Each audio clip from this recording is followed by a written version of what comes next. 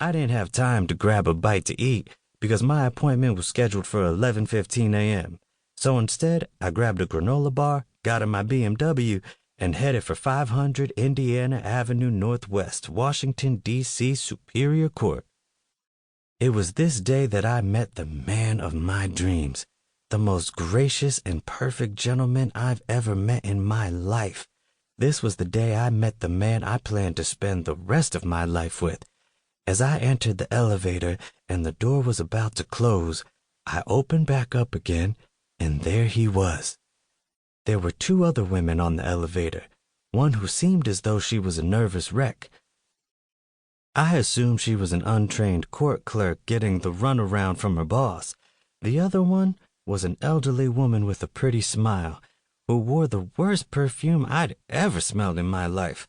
And there he was, just about 6 feet tall, caramel complexion, jet black wavy hair, which he wore semi-low with the grain. He had a precise shape-up, as though his barber had outlined it with a razor, and he wore a light, perfectly trimmed goatee. It was as if I had X-ray vision, because when I pierced my eyes through his clothing, it was obvious this man was in extremely good shape. He had a body similar to the actor Shamar Moore. His face was very handsome. It reminded me of Denzel Washington when he played Malcolm X. As I glanced up and down at him, shoes first, I saw that he wore about a size 9, and he had on a pair of black calfskin slip-ons by Salvatore Ferragamo, with a silver buckle, a pair of thin black slacks by Ferragamo, and the matching black belt. His slacks weren't tight nor too baggy. They fit him just right. When he stood still, the cuff of his slacks lay over the top of his shoes, and when he walked, the cuff would pop up, exposing the buckle of his shoes, which matched his belt. He had made sure that his outfit was perfect. He also wore a thin black long-sleeve mock-neck shirt, which enhanced his Movado watch. On the other wrist he had a plain white gold bracelet designed like a bicycle chain.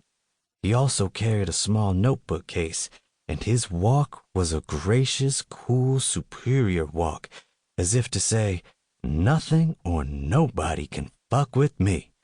It wasn't a thugged out, I'm trying too much to look hard walk. It was more of a glide with a sense of security, boldness, and assurance. The elevator reached the 3rd floor, and the doors opened. As I was getting off the elevator, I couldn't resist the sensational smell of his cologne. I imagined it would have been Curve by Liz Claiborne, or Blue Jean by Gianni Versace.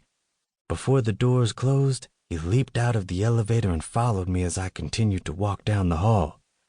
"Excuse me, miss. May I please have a moment of your time?" he asked. Although I knew he was talking to me, I still played it off. I looked up and down the hall and answered, "Are you talking to me?" "Yes, I am. Hello, and how are you?" he said, his voice sounding smoother than he looked. "My name is Jovan Price, and I normally don't go out of my way much, but for you I had to make an exception. It is obvious by my actions that I'm extremely attracted to you. Is there any kind of way that you and I could get to know one another better?" Normally, I would have told the average brother that I was either involved or engaged, but with him I respected his approach. So I said, "Well, Mr. Price." "Jovan, please, call me Jovan. Mr. Price is my father," he said, smiling. "Okay then, Jovan. My name is Sonia, and it wouldn't be any harm in us getting to know each other a little better, but right now I'm running late. I have an appointment in about 60 seconds. I shouldn't be that long, maybe 15 to 20 minutes. So, Miss Sonia, is it good to say that you'll have lunch with me?" In my mind, I was saying, "Hell yes with your fine ass." But as always, I was too ladylike to be acting like my hood rat cousin Trina.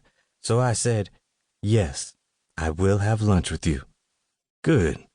Then you can meet me on the 1st floor at about 12 o'clock, which is a half hour from now." "Okay, I'll be there." "I'll be waiting, Sonia."